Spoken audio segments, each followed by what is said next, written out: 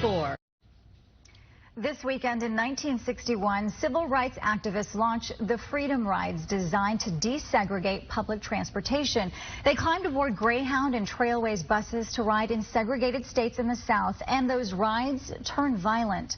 79-year-old Charles Myers of Frisco was attending historically black college Central State University at the time.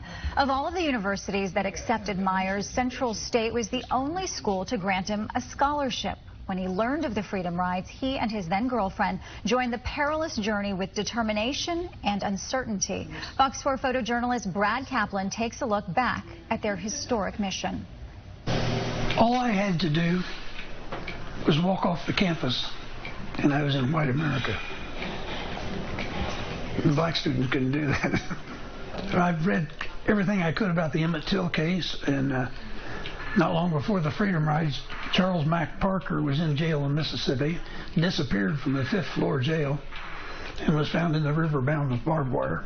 And I knew that under certain circumstances that could happen to my roommate, to all the men I lived in the dormitory with. In 4 years, I never had a white roommate in college. I thought of the South as being probably one of the worst places you could go under those conditions.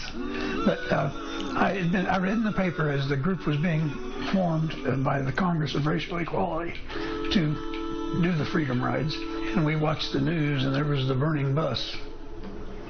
And I think that was what made me decide to do it. So they started calling campuses, and that night on the 24th of May, I called my and told her I was going, and she said, "Don't go, don't go." She said that you might be killed, and she said, "You don't need to do that." And I said, "Somebody needs to do it, and I don't see anybody else volunteering, so I'm going." In Montgomery, we were picked up by someone we didn't know and taken to a house. We had no idea where we were going. We walked in the living room, and sitting on the couch was Ralph Abernathy and Martin Luther King. And they're planning their strategy. I spent 2 days with them. Asked me if I realized what the consequences could be. You may never go home. You may die in Mississippi or Alabama. You may be beaten severely. You're definitely going to go to jail. That feeling never left me that I might not return home again. May 24th, we left, and May 28th, I was arrested. The policeman who made all the arrests in Mississippi that summer told us we all had to leave. Said, "Get up and leave immediately, or you'll be arrested."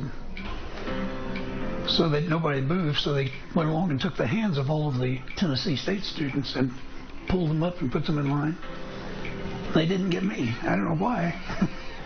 But anyway, I said, "Wait a minute, I'm with them." I got up and got in line. They took us all out to the paddy wagon, which was waiting at the front door. I didn't know what these policemen were capable of. I know that there had recently been several people killed in Mississippi, including the 3 voter people, and they were killed by law people. The trial lasted about 5 minutes. We were found guilty and sentenced.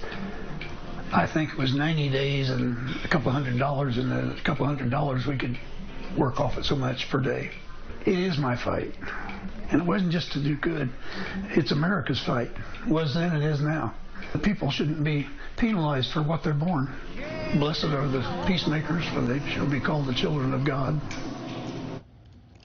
Powerful story. Myers' then-girlfriend refused, as many Freedom Riders did, to pay bail to get out and remained in jail for several months. When she was released, the two were married a few months later. Myers says she recently passed away, and her courage continues to inspire him to this day and always will.